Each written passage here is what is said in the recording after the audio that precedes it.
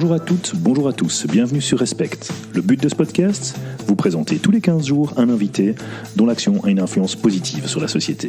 Peu importe son champ d'action, qu'elle soit issue de l'entrepreneuriat, de l'associatif, du sport, du culturel ou encore du public. Ce qui compte, c'est qu'elle ait décidé de se bouger. Leur point commun, énergie positive, courage, détermination et sens du fair play.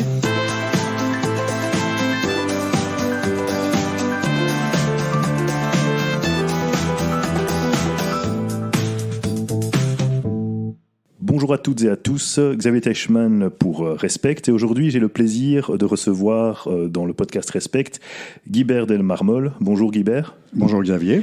Mais voilà, avant de te demander de te présenter, je vais simplement expliquer pourquoi tu es dans le podcast aujourd'hui. 2 raisons. Tu m'as été chaudement recommandé par Lara Pired de Shift et Amandine Anglebert, qui est passée dans ce podcast aussi, qui nous a parlé de toi. Et il y a plusieurs raisons pour lesquelles je suis content de t'inviter dans le podcast.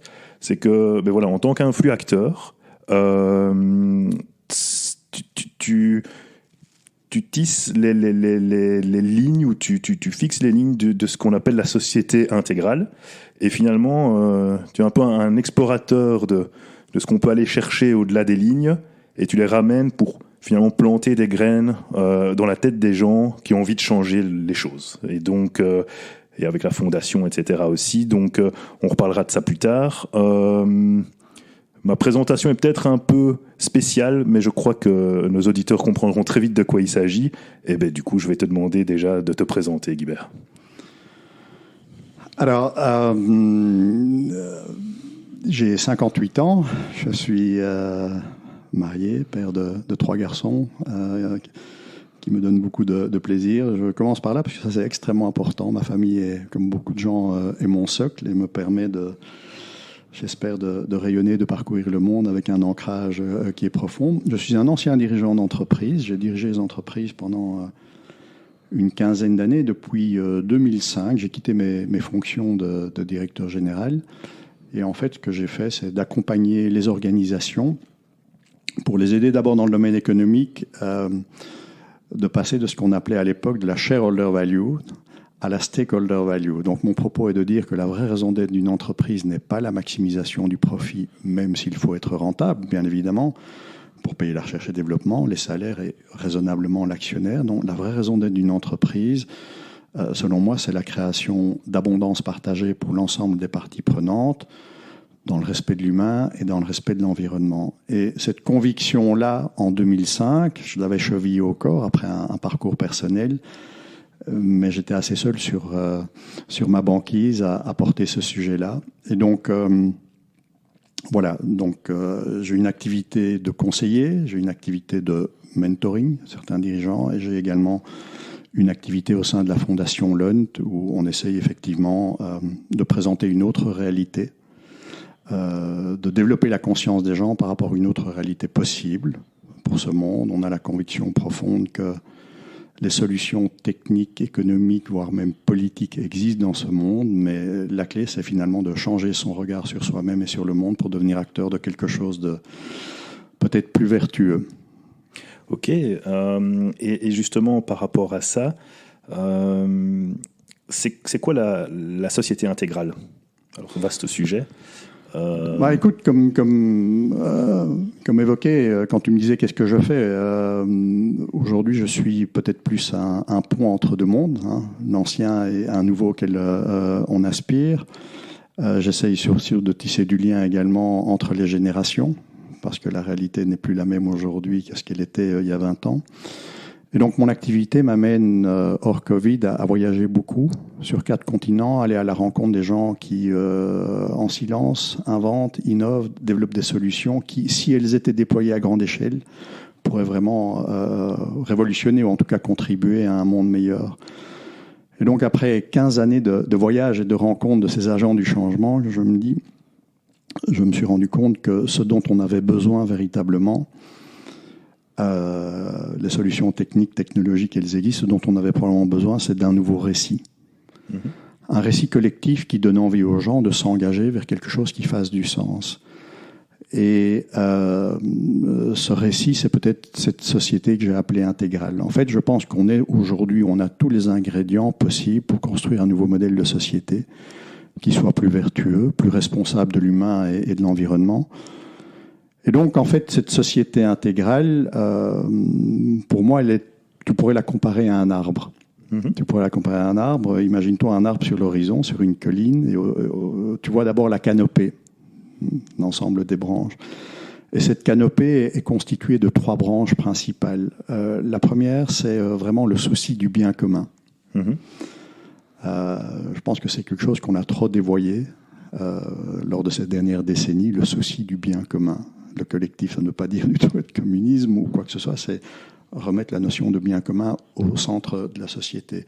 Le deuxième élément, la deuxième branche de cette canopée, c'est vraiment l'accès à la dignité pour le plus grand nombre de personnes dans notre communauté, dans notre pays et au niveau du monde. Alors pour moi, la dignité, elle s'articule autour de 4 piliers.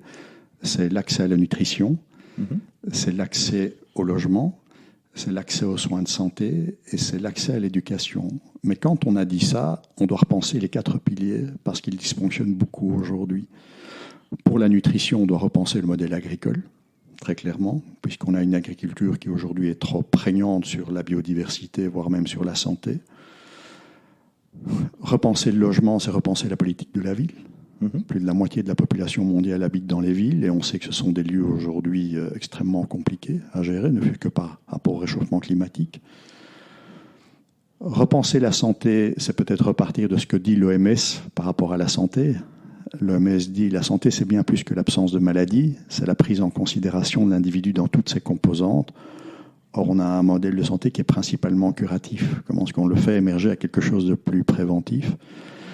Et puis repenser l'éducation, c'est aussi repenser la pédagogie derrière, puisqu'il y a énormément de formes d'intelligence différentes, et penser qu'un seul modèle de pédagogie convient à tout le monde, c'est illusoire. Donc ça, c'est la deuxième arbre, la deuxième branche de cette canopée. Le premier, souci du bien commun. Le deuxième, accès à la dignité, avec les sous-branches que je viens d'évoquer. La troisième branche de cette canopée, de cette société intégrale, c'est vraiment, je dirais, la conscience de l'interdépendance. Comprendre que dans notre société, il y a un faux dogme qui est extrêmement toxique, c'est de croire qu'on est séparés les uns des autres. C'est la dualité ou le clivage. En fait, entre toi et moi, ce n'est pas du vide. C'est des fréquences, de l'énergie et de l'information. Quand on est conscient de l'interdépendance, et quelque part, le Covid nous le rappelle de façon un peu dure, que les actes que l'on pose ont un effet bien au-delà de ce que l'on peut voir, eh bien, on peut commencer à construire une autre société. Donc, la canopée, je dirais, de cette société intégrale, je le répète, c'est souci du bien commun, accès à la dignité pour le plus grand nombre et conscience de l'interdépendance. Alors, tout ça reste très philosophique si ce n'est pas coulé dans la matière. Oui. Donc, le tronc, pour moi, il est constitué de 2 éléments clés. Un premier élément qui est probablement économique, parce qu'aujourd'hui, à tort ou à raison, l'économie est centrale dans notre société. C'est comment est-ce qu'on passe d'un modèle d'économie ou d'un modèle économique qui est devenu très prédateur, puisqu'on voit que notre façon de consommer et de produire a un impact terrible sur la biosphère, à un modèle économique qui serait régénérateur. Donc moi, j'ai beaucoup travaillé sur le concept d'économie régénératrice. Alors, qu'est-ce que c'est qu'une économie régénératrice ? C'est une économie qui est à la fois globale, global et local. On ramène la production des choses essentielles proches des lieux de consommation. C'est une économie qui est collaborative. Inutile de refaire l'apanage des systèmes d'échange entre citoyens ou bien des systèmes type Blablacar ou de crowdfunding et autres. C'est une économie qui est de la fonctionnalité plus que de la propriété, puisqu'on n'a peut-être pas besoin d'être propriétaire de tous les biens qu'on détient, mais on a besoin de l'usage de certaines choses. Et c'est une économie qui est circulaire. Donc ça, ce sont les 4 piliers de l'économie régénératrice. Et quand on a dit ça, on se rend compte qu'en fait, c'est une économie qui est bio-inspirée. C'est exactement comme ça que fonctionne la nature. Et donc, quand tu as ce modèle d'économie régénératrice, elle génère plus de valeur pour l'ensemble des parties prenantes qu'elle n'en consomme. Je pense que ça, c'est un des troncs de ma société intégrale. Le deuxième tronc, c'est peut-être revoir également nos modèles démocratiques. Alors ça, c'est un vaste débat, on n'a pas le temps aujourd'hui, mais je veux parler en tout cas pour nos pays occidentaux. On est dans des modèles de démocratie représentative élective, basés sur des constitutions qui ont plus de 200 ans souvent et qui n'ont pas beaucoup évolué dans le temps alors que le monde a complètement changé. Et donc mon questionnement est de dire peut-être qu'on devrait passer vers d'autres modèles démocratiques qui soient plus représentatifs, plus directs et capacitaires. Ça veut dire quoi? Peut-être s'inspirer également de ce que font les Suisses en matière de votation, etc. Hein, mais quand on a dit ça, le référendum, c'est un mot bateau, parce que si tu veux organiser des référendums, il faut mettre la population et les citoyens en capacité de comprendre les choses de l'État, ce que font les Suisses également, c'est-à-dire former dès le plus jeune âge les gens à la cité. C'est aussi peut-être un modèle, on le voit de plus en plus, où on pourrait pour certaines assemblées pratiquer le tirage au sort des citoyens pour qu'ils soient partie prenante à la réflexion. Donc il y a des nouveaux actes politiques à poser pour que la société politique représente à nouveau bien la société civile au sens large et surtout que cette confiance qui est malheureusement trop souvent rompue se réétablisse. Donc c'est le deuxième axe de mon tronc. Après une économie régénératrice, c'est un nouveau modèle démocratique. Et puis on a toujours cet arbre, mais un arbre ne pousse pas sans des racines profondes. La première des racines, c'est si on veut éviter le retour à des dogmes qu'on dise, mais tiens, ce qu'il explique finalement, c'est du capitalisme à la sauce marxiste ou quelque chose. On aime bien mettre dans des cases. On aime bien mettre dans des cases. Moi, mon propos est de dire, si on veut éviter les cases, si on veut éviter les dogmes, on doit s'inspirer des lois universelles qui nous entourent. Alors, les lois universelles, c'est quoi? C'est prendre les lois du vivant, de l'infiniment grand, de l'infiniment petit. Et donc, prendre par exemple les lois de la biologie moléculaire et cellulaire, et puis croiser ça avec les enseignements de sagesse depuis la nuit des temps. Quand je dis les enseignements de sagesse, ça va des enseignements des plaquettes sumériennes jusqu'à Ken Wilber, ou pour les religions, en regardant ce qu'il y a au-dessus du dogme, au-dessus de la lettre, ce qui est dans l'esprit, et c'est souvent les voies mystiques. Et quand on croise les deux, les lois du vivant, avec les enseignements de sagesse depuis la nuit du temps, très souvent, on trouve ce que moi j'appelle les lois universelles. Elles ne sont ni de gauche ni de droite, ni musulmanes, ni chrétiennes ou indiennes. Elles sont tout simplement, c'est comme la gravité. Tu vois. Et il y a un très bon exemple que je cite souvent, qui est le principe d'interdépendance. L'interdépendance, elle est omniprésente dans le monde biologique. Biologie moléculaire, biologie cellulaire, dans ton corps, les organes, les cellules, tout en interdépendance. Les arbres ne poussent pas sans la présence des mycéliums. Il y a une forme d'interdépendance. Et ce concept d'interdépendance, dans toutes les obédiences, depuis la nuit des temps, c'est le principe d'unité que tu retrouves partout. Quand tu croises les deux, eh bien, très souvent, ce que tu vas trouver au centre, c'est les lois de la nouvelle physique, la physique quantique, entre autres choses, qui dit qu'on est tous reliés par un champ unifié de fréquence et d'énergie. Et que si, par exemple, tu prends une particule, tu la sépares en deux, et que tu mets un bout à 10 000 km et l'autre bout à 10 000 km plus loin, tu bouges l'un, l'autre bouge instantanément. C'est le principe de non-localité qui prouve que tout est interconnecté, tout est interdépendant, tout est un. Mon propos, il ne veut pas être biblique ou évangéliste, il veut dire inspirons-nous de science et conscience de ce que nous dit l'environnement, l'infiniment grand, l'infiniment petit, pour en sortir les lois universelles. Elles sont applicables à nous en tant qu'individus et au collectif. Donc ça, c'est une des racines de cette nouvelle société. Et la deuxième racine extrêmement importante, je pense que pour changer un système, tout le monde n'a pas besoin de changer. Il faut qu'il y ait une masse critique de gens qui s'éveillent à eux-mêmes et qui se mettent en mouvement, qui agissent en conséquence, même si c'est une minorité, ça peut être une minorité agissante. Et cette masse critique, ces gens, moi je les appelle les femmes et les hommes soleil. C'est des gens qui à un moment alignent vraiment qui ils sont profondément, leurs valeurs avec ce qu'ils font au quotidien. Ce sont des gens qui se réveillent à eux-mêmes, soit par un accident de vie, soit par un travail de développement personnel. Et ce qui me réjouit, malgré ce que donne la presse ambiante, qui est souvent anxiogène, c'est que je vois sur tous les continents des femmes et des hommes soleil en train d'émerger. Et tu peux être un patron d'une grande entreprise, tu peux être un indépendant, une femme au foyer, un jeune qui s'engage, je veux dire. ce qui me réjouit encore plus, c'est ce dicton qui dit « Une forêt qui pousse fait bien plus de bruit qu'un arbre qui tombe ». C'est en train d'arriver, ce qui me fait croire que cette société intégrale, cet arbre, comme je l'ai décrit, il est possible, il est en train de pousser. Intéressant, parce qu'effectivement, les hommes et les femmes soleil, comme tu appelles ça, nous, on appelle ça des influacteurs sur ce podcast. Et ce sont les personnes qui ont décidé de se bouger et d'agir. Et finalement, on le voit pour le bien commun. Donc, même si parfois, quand on discute, on voit que ça part à un moment donné, ou en tout cas, il y a une impression d'égoïsme, parce que mais à la base, je l'ai fait pour moi. On voit que ça touche le bien commun, que d'autres en profitent, etc. Et que donc il y a une interdépendance, une connexion, etc. C'est intéressant, j'aime bien cette métaphore de l'arbre, elle est très claire, on voit très bien comment ça peut se dessiner, on voit très bien ce que ça pourrait donner, donc très intéressant. Comment tu en es venu à ce modèle? Comment est-ce que... Je suppose que ça ne s'est pas tombé dessus du jour au lendemain. C'est un cheminement. Comment ça s'est passé? Donc, la première chose, c'est un cheminement personnel. C'est un accident de vie. Quand j'étais jeune dirigeant d'entreprise, j'ai fait un burn-out dur qui m'a emmené sur un lit d'hôpital avec une pathologie qui aurait dû me tuer quasiment. Avec un diagnostic médical au sortir de l'hôpital qui était très, très dur à entendre. Et j'ai été obligé de développer une pensée latérale, non seulement de faire confiance à la médecine conventionnelle pour laquelle j'ai une infinie gratitude, elle m'a sauvé la vie. Ça, c'était en curatif, mais pour me reconstruire, j'ai dû aller chercher ailleurs d'autres principes de vie, ce qui m'a amené, entre autres en Asie, sur la pratique de la méditation,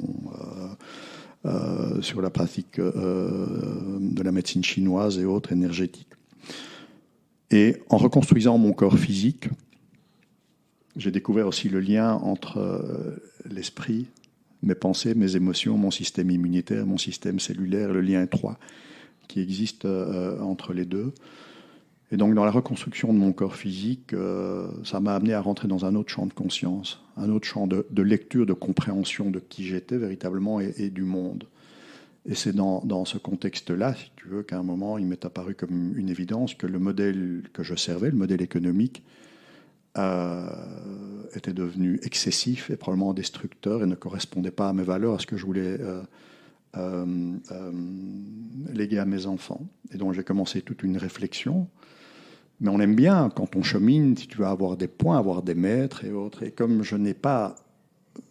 Je respecte tout le monde, mais je suis profondément indépendant et libre dans mes cellules, je me suis dit, mais qui va pouvoir vraiment me servir de guide ou de maître? Oui, j'ai rencontré des gens d'exception qui m'ont aidé l'espace d'un moment, mais le maître absolu pour moi, d'ailleurs celui qui m'a aidé dans ma guérison physique, c'est la nature, le contact avec la nature.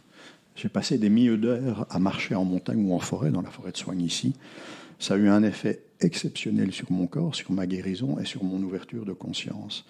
Et quand j'ai commencé à penser, même réflexion économique ou réflexion modèle politique, je me suis inspiré de la nature également. Très tôt, j'ai développé, grâce à la rencontre avec des gens d'exception, entre autres Gauthier Chapelle, un intérêt pour ce qu'on appelle le biomimétisme. Le biomimétisme, c'est d'aller chercher dans les principes qui régissent la nature les solutions à nos problèmes opérationnels, techniques et autres. Je voyais, excuse-moi de te couper, mais j'étais au salon des étudiants avec mes enfants au mois de novembre, au mois d'octobre, pardon, et c'est vrai qu'on voyait, par exemple, il y avait un site de la VUB qui proposait des exosquelettes pour aider à porter des choses lourdes. Bah oui, on sait bien d'où ça vient, les exosquelettes, quoi. C'est les insectes, etc. C'est vrai qu'il y a plein de choses qui sont en train d'émerger par rapport à ça. Et donc, si tu veux, ce concept de nature comme maître de biomimétisme, pour moi, ça a été fondateur. Et le biomimétisme, les auditeurs pourront aller voir, mais tu peux avoir un biomimétisme de forme ou de processus. Je te donne un exemple. Les Japonais, comme les Français, ont un train à grande vitesse. Et le train, en traversant des tunnels, avait des problèmes parce que la densité de l'air dans le tunnel est différente. Et donc, il y avait des vibrations et des déflagrations. Avec une approche conventionnelle, je veux dire, de modèle mathématique, il ne parvenait pas à résoudre le problème. Or, il se fait qu'un des ingénieurs était ornithologue également. Il s'est posé la question de savoir quel était l'oiseau, l'animal dans la nature qui était confronté à ce même problème de variation de densité. Et il a regardé le martin pêcheur, qui doit être très efficient quand il vole et quand il plonge. En fait, ils ont modélisé le bec du martin-pêcheur et ils l'ont mis sur la motrice du train. Donc en changeant la forme, on est dans un biomimétisme de forme, ils se sont rendus compte qu'en ayant fait ça, la vitesse avait augmenté de 10%, la consommation réduite de 15%, mais surtout les vibrations avaient disparu. Ça, c'est un exemple d'un biomimétisme de forme, mais il existe sous forme de processus également. Donc moi, on en revient à ce que je disais tout à l'heure, les lois de la nature profondes. Ça, c'était pour moi un maître absolu. Et quand, très rapidement, j'ai eu deux chemins, tu veux. J'ai eu un chemin, je peux dire, spirituel. Pour moi, la spiritualité, c'est pas la religion, c'est sens et valeurs. J'ai rencontré des gens d'exception qui m'ont vraiment ouvert le regard et m'ont appris à regarder le monde avec d'autres yeux, d'autres envies, et à mieux comprendre qui j'étais, quelle était ma place dans ce monde et comment je pouvais œuvrer et servir.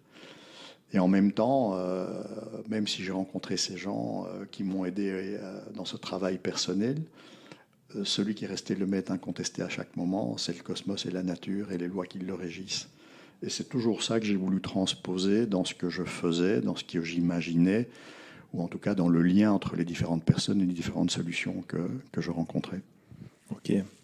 Donc c'est un processus, mais il y a quand même eu un point de départ. Il y a eu ce burn-out ou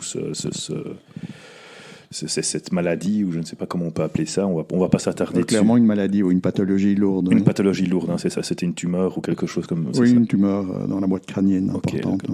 On va pas s'attarder sur le sujet. Je sais pas que je pense. Je suis sûr que tu as sur ton site internet une vidéo où tu en parles. Hein. Oui, j'en parle tout à fait. Et j'ai donné une conférence TED où je raconte.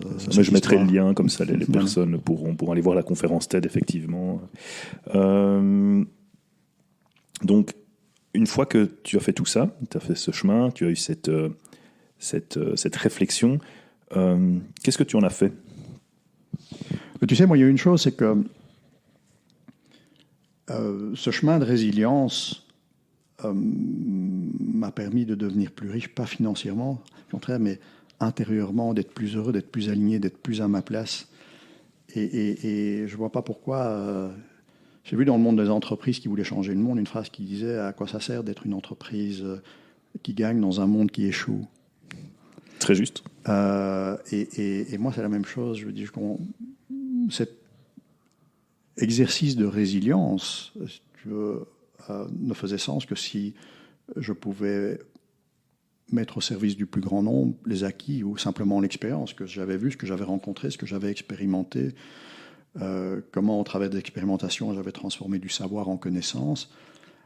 Si c'était pour le conserver pour moi, ça n'avait pas de sens.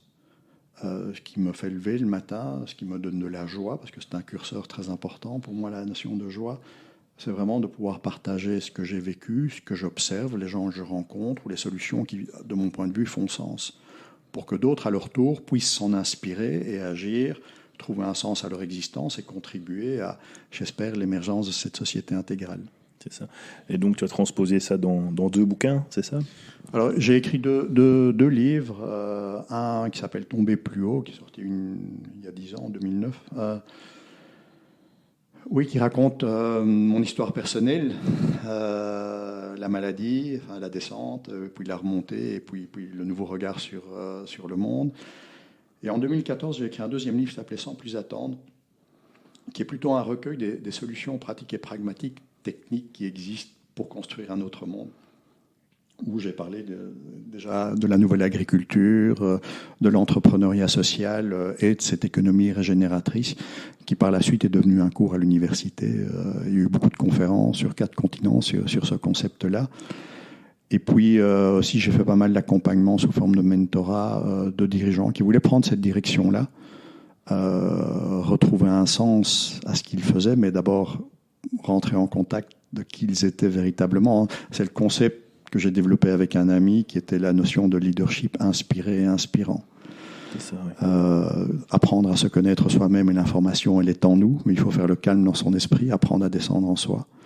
Quand on a l'information, comment est-ce qu'on la vit au quotidien dans notre vie privée, notre vie professionnelle, pour pouvoir devenir inspirant et à son tour être une courroie de transmission pour agir pour le nouveau monde. Oui, j'ai écrit ces 2 livres-là et puis j'ai écrit un manifeste En 2019, j'avais beaucoup de demandes d'éditeurs pour sortir un 3e livre, un manifeste beaucoup plus court qui parle de cette société intégrale dont on a parlé, mais dont l'objet principal est justement d'influencer ou éventuellement d'inspirer des journalistes, des romanciers, des documentaristes, des réalisateurs, pour qu'au travers de ce manifeste qui est très court, ils puissent trouver les ingrédients pour eux faire quelque chose dans leur domaine, que ce soit la réalisation d'un film de fiction, d'une série ou d'un roman, ou Monsieur ou Madame Tout-le-Monde. Donc, voilà ce que j'ai œuvré comme plumitif. Planter des graines dans la tête Voilà, des gens, en fait, ouais. que ce soit à travers des bouquins ou à travers des séminaires, Ouais. des conférences, etc. Mais voilà, je pense qu'il y a des belles histoires aussi de personnes qui... on en discutait en off. Mais peut-être que tu peux expliquer une personne, justement, avec qui, finalement, ça s'est passé. Je crois que tu as même écrit la préface de son bouquin. Oh, mais d'abord, je ne m'attribue jamais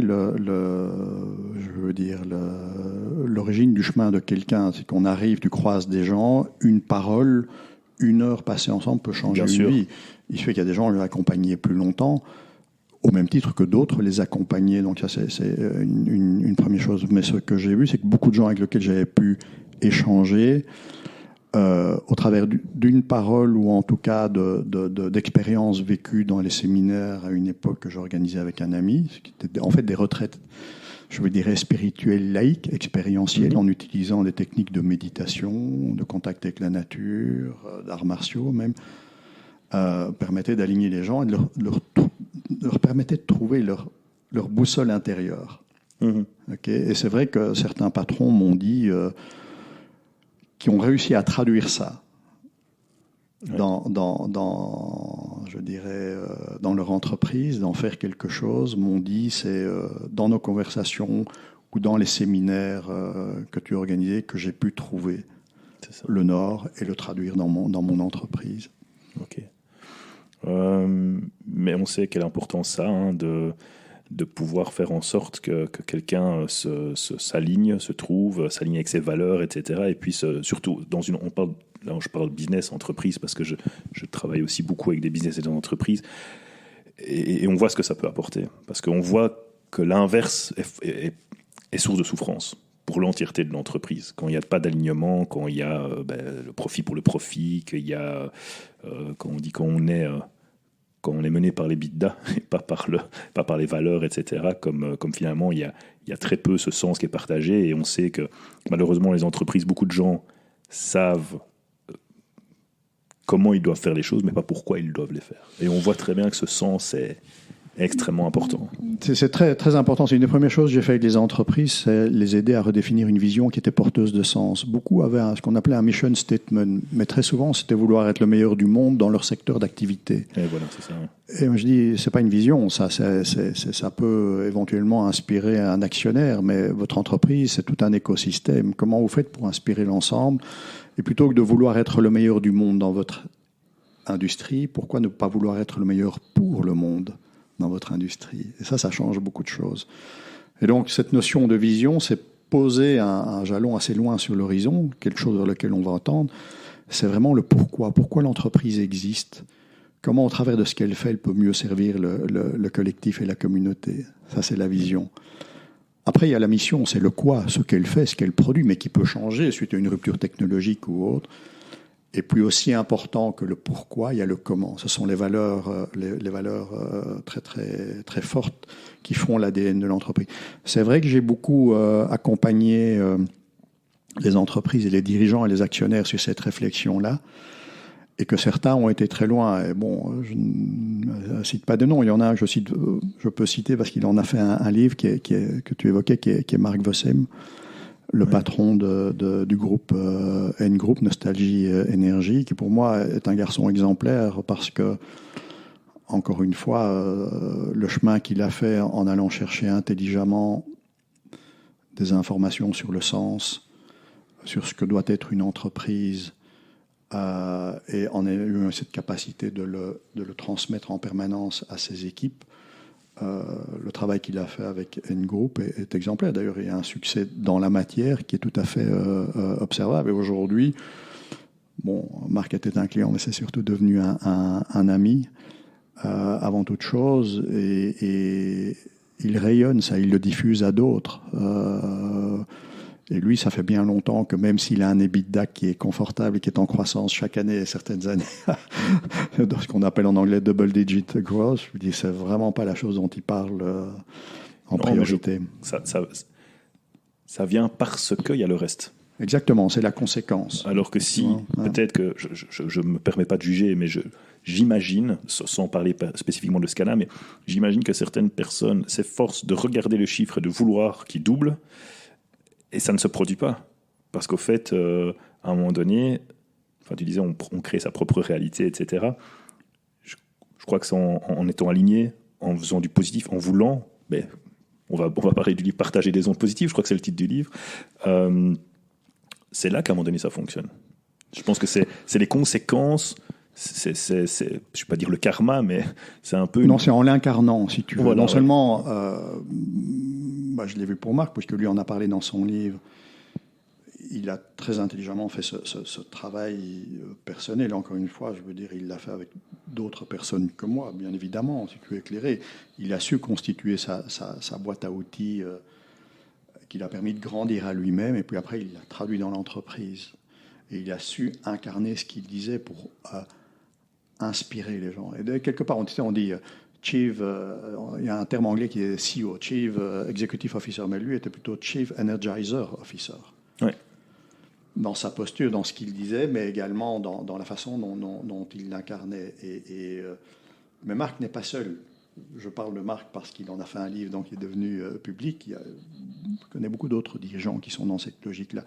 Chacun avec sa spécificité, chacun là où il est avec les spécificités, le contexte dans lequel il agit, mais il y en a beaucoup plus qu'on ne le pense qui sont déjà dans cette logique-là. Et ça me réjouit, ça fait partie de cette forêt qui pousse. Mais ça fait du bien de l'entendre en tout cas, parce que malheureusement on n'en parle pas assez, voilà, dans les news, etc., on parle plutôt des choses négatives. Donc c'est chouette, ça fait plaisir d'entendre que beaucoup de personnes sont engagées dans cette voie-là.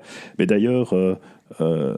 je lance un appel, enfin je lance pas un appel, mais j'aimerais bien avoir Marc dans le podcast, parce qu'il y avait Véronica Rocha qui était sur ce podcast, qui avait aussi parlé de Marc Vossem et qui disait ça c'est une personne que vous devriez inviter, et donc je lance l'appel à Marc, j'essaierai de l'appeler pour je ferai le lien et tu embrasseras Véronica pour moi. Voilà, top, merci. Qu'est-ce qui... Tu en as déjà un peu parlé, mais il y a un mot qui est ressorti que j'aimais bien, c'est la joie. Plus concrètement, qu'est-ce que ça t'apporte de faire tout ça personnellement? Qu'est-ce que... c'est une question que je pose vraiment à tout le monde parce que tu as bien compris que ce n'était pas financier. C'est ça que j'ai aussi envie de partager avec nos auditeurs, c'est que faire des choses, se prendre en main ou avoir envie de changer les choses, de se lancer dans un projet qui soit associatif, culturel, entrepreneurial, etc., ça apporte quelque chose autre que financier. C'est quoi pour toi? La première chose, tu veux, ça donne un sens à mon existence. Je sais pourquoi je me lève le matin. Première chose. Et la deuxième chose, tu as évoqué le mot. Pour moi, le mot joie est extrêmement important. C'est vraiment le curseur. Alors, je fais une grande différence entre la notion de plaisir, de bonheur et de joie. Le plaisir, ça s'achète. Hein. Bien sûr, et puis c'est éphémère, c'est très court. C'est éphémère. Le bonheur, ça se construit, c'est super important. Mais la joie, c'est quelque chose... J'ai redécouvert ça en lisant le livre de Frédéric Lenoir sur Spinoza. C'est quand les choses s'alignent en toi et autour de toi, et que tu as le sentiment que tu es juste à ta place au bon moment, avec le bon mot, la bonne énergie. C'est de l'ordre du spontané. Un moment, je veux dire un moment de grâce. Non, mais c'est vrai. Ouais. Et pour moi, c'est vraiment le curseur. Et je dois dire que quand j'ai la chance d'être au contact de porteurs de projets qu'on accompagne, de patrons qui s'éveillent eux-mêmes et qui le transmettent dans l'entreprise et qui l'incarnent. J'essaie toujours de faire ça, d'avoir des entretiens dans la nature. Mon bureau, c'est principalement la forêt, je marche avec des gens. Non ? Excellent. C'est tout mon être qui s'aligne. Je ne peux pas te dire autre chose, même si j'ai eu des problèmes, par ailleurs, comme tout le monde, on est tous confrontés, même si je peux avoir des formes d'inquiétude par rapport à ce qui nous entoure, ce qui vient. Il y a ce moment d'alignement. Pour moi, c'est la joie. c'est incontournable et c'est vraiment la boussole, l'indicateur clé. Et c'est les deux choses qui me font avancer. C'est la notion de sens, le sentiment de pouvoir contribuer là où je suis à quelque chose qui est probablement plus grand que moi. Ça fait sens pour mon existence. L'indicateur, c'est la joie. Et puis, c'est aussi, comme pour me reconstruire physiquement, médicalement, j'ai dû faire tout un chemin de conscience, voire spirituel, de me dire qu'au moment où je refermerai la porte derrière moi, peut-être que mon passage sur cette planète aura servi à quelque chose. Oui, mais écoute, espérons qu'elle se referme le plus tard possible. Mais effectivement, je vois très bien ce que tu veux dire. Et on en parlait dans l'épisode juste avant, la personne que j'ai interviewée juste avant toi, qui est Alain Boribon. Je ne sais pas si tu connais Alain, ça te dit quelque chose? Non, je ne connais pas Alain. Alain Boribon a créé, avant c'était les glaciers Capou, et puis il a créé, co-créé, à chaque fois il explique avec des rencontres super et tout ça, Citizen Fund, qui est un fonds d'investissement, si tu veux, mais coopératif. Et où ils ont tout un processus démocratique qui est extraordinaire, c'est que ils prennent les projets, ils voient si c'est viable. Ensuite, il y a un expert qui se penche dessus pour être sûr que c'est OK. Et puis, le projet est présenté à l'ensemble de la coopérative. Et donc, les coopérateurs votent est-ce qu'on y va, est-ce qu'on n'y va pas. Et donc, il y a un Citizen Fund ici, à Bruxelles. Il y en a un qui va émerger à Charleroi. Au fait, il veut créer un réseau de Citizen Fund pour avoir un impact local, mais que quand quelque chose émerge au niveau national, on puisse le présenter à toutes les plateformes. Et donc, travailler en neurones, si tu veux, enfin comme un cerveau, mais de l'investissement à impact. Et donc ils sont avec la Solifine, il a aussi co-créé la Solifine, etc. Avec donc vraiment génial. Et lui aussi il parlait. Et tu vois quand il parle, c'est la joie. C'est le fait, c'est d'être aligné avec ce qu'il fait. Et il fait des trucs de dingue, hein, des boîtes recyclo, aller chercher des déchets organiques à vélo cargo dans les restaurants pour faire du compost. C'est régénératif. Enfin, c'est vraiment. Enfin voilà, on en parlera après, mais il y a plein de gens dans le réseau ici, respect. Mais tu vois, je pense que de rencontrer Alain me donnerait beaucoup de joie parce que tu as cité Solifine, mais on finance Sevan Leman et il est dans nos bureaux. Ah ben voilà. Et moi, croiser quelqu'un comme Sevan tous les matins, ça me donne une joie profonde. Ah ben voilà, ça je ne le savais pas. Mais... Tu vois, on a eu dans notre conversation des choses qui sont peut-être plus spirituelles et autres, mais je suis aussi très down to earth, comme on dit en anglais, actif dans l'impact investment, dans ce qu'on appelle aussi le venture philanthropie, et puis même encore dans le monde de l'entreprise. Je donne encore des conférences, du conseil pour les entreprises qui veulent devenir régénératrices. Donc, top. Oui, on fréquente le même monde et ça me donne cette même joie. Ben, super. Tu as déjà parlé qu'au fait, parce que j'allais te poser la question s'il y a des personnes qui t'ont marqué, etc. Mais tu m'as parlé qu'il y avait plusieurs personnes et puis la nature, enfin que le modèle qui t'inspire le plus c'est la nature. Donc. Oui, très clairement. C'est vaste. Si tu veux, après, moi j'ai un très bon ami qui s'appelle Frédéric Laloux. Qui a écrit ce livre Reinventing Organization. Hein, oui. Donc, on a parlé beaucoup de fois dans les podcasts. Et tu vois, mais quand je discutais avec Frédéric, il me dit, mais tu sais, moi, ce que j'ai observé, c'est les principes de la nature appliqués aux organisations. On y revient toujours. Il dit, parce que les organisations dont il parle, Teal Organization, c'est vivant, hein, c'est symbiotique. Donc oui, c'est vraiment la nature et traduit d'un point de vue scientifique, c'est le biomimétisme. Tu as déjà cité plusieurs livres, donc le Spinoza de Frédéric Lenoir, Reinventing Organization de ton ami Laloux. Frédéric Laloux. Laloux, oui, oui c'est ça.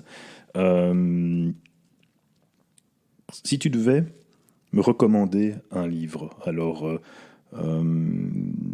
pas à moi, mais à moi et aux auditeurs, un livre qui t'a vraiment... Tu dis, waouh, ça, je l'ai pris en pleine figure. Il y en a sûrement plusieurs, hein, mais ça peut être un roman, ça peut être un business book, ça peut être un livre de philosophie. Qu'est-ce que tu recommandes? Tout en étant parfois au perché, moi je suis très pragmatique. Hein. Je me définis moi-même comme à la fois un dubitatif enthousiaste et un utopiste pragmatique. Et on m'a souvent posé cette question. Oui, bien sûr, j'ai des bibliothèques qui croulent de bouquins, mais un des livres que je recommande le plus, que je relis avec plaisir et que je recommande le plus aux gens, s'ils ne devaient en prendre qu'un, c'est pas tellement l'effet waouh, mais c'est la pertinence qu'il y a là derrière. C'est un livre de Frédéric Deloire qui s'appelle Petit traité de vie intérieure. Ah oui. Okay. Pourquoi ? Parce que en une fois, ça réconcilie toutes les obédiences. Et que je pense que l'esprit précède la matière. Et quand on s'aligne soi-même, quand on revient en harmonie, c'est le premier pas pour l'harmonie du monde. Mmh. Et Frédéric, que je connais un peu, je croise de temps en temps, il a ça d'extraordinaire. Moi, je ne suis pas philosophe, mais il a cette capacité à rendre la philosophie accessible à tout le monde. Donc oui, je pourrais te parler de livres techniques dans tous les domaines, mais vraiment, si les gens ont envie d'aller dans cette direction-là, de s'éclairer à eux-mêmes, de trouver leur direction, Petit traité de vie intérieure de Frédéric Lenoir, pour moi, est un must. Mais il y en a beaucoup. Hein. Oui, mais c'est top, parce que moi, je le mettrai sur le site, comme ça les gens pourront cliquer directement, aller le chercher, s'ils ont envie, évidemment. Non, c'est intéressant. Par contre, ça m'interpelle ce que tu dis en disant « tu n'es pas philosophe ». Je discutais de ça avec Luc de Brabander, qui était pratiquement notre premier invité. Et c'est vrai que donc lui a étudié la philosophie un peu plus sur le tard. Hein, je crois que c'est vers 40 ans qu'il s'y est mis, etc. Mais il disait oui, il n'y a pas besoin d'étudier la philosophie pour philosopher, pour s'interroger, pour se poser des questions.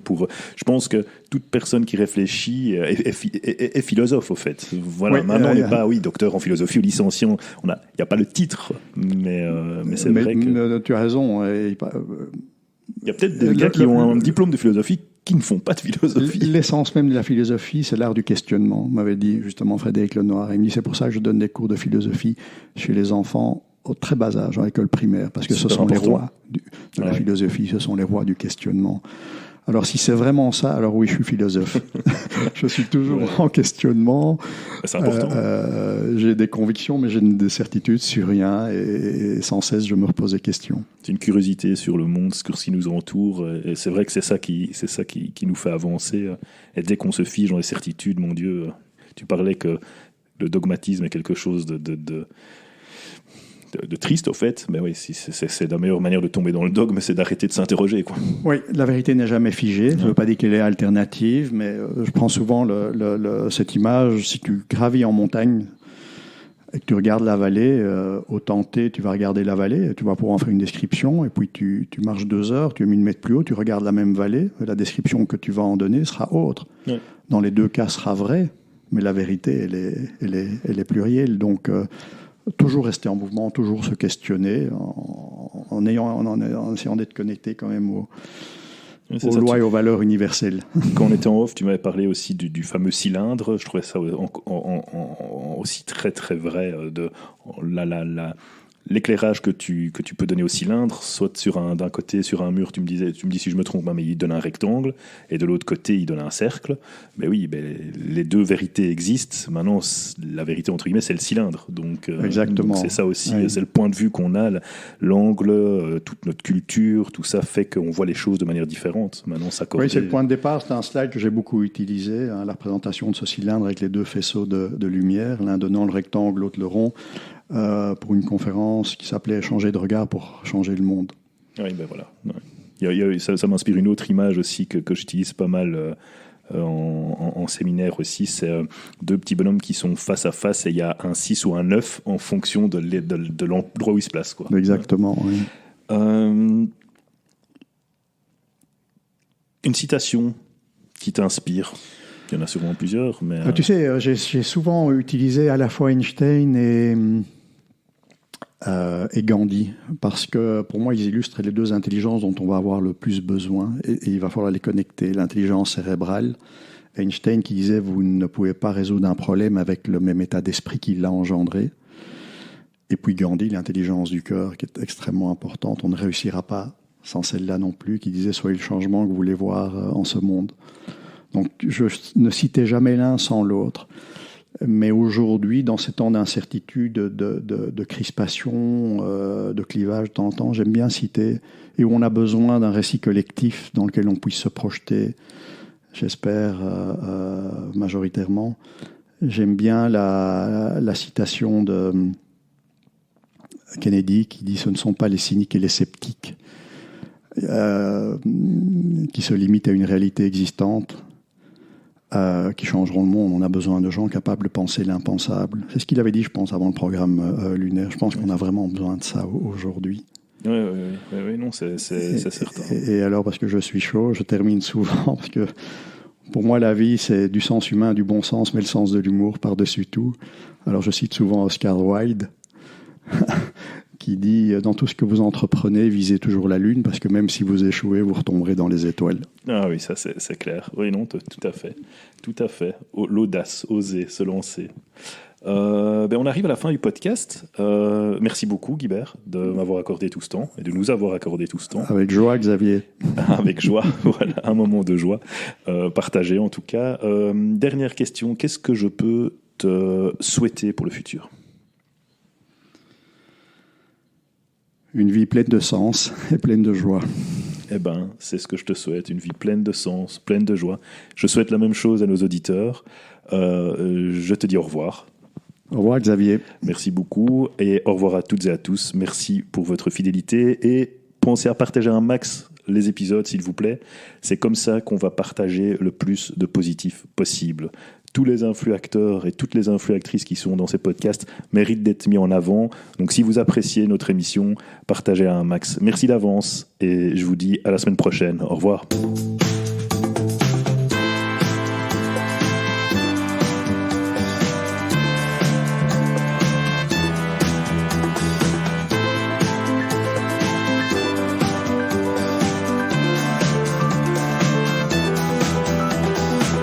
Si cet épisode vous a plu, pensez à le partager à 3 personnes.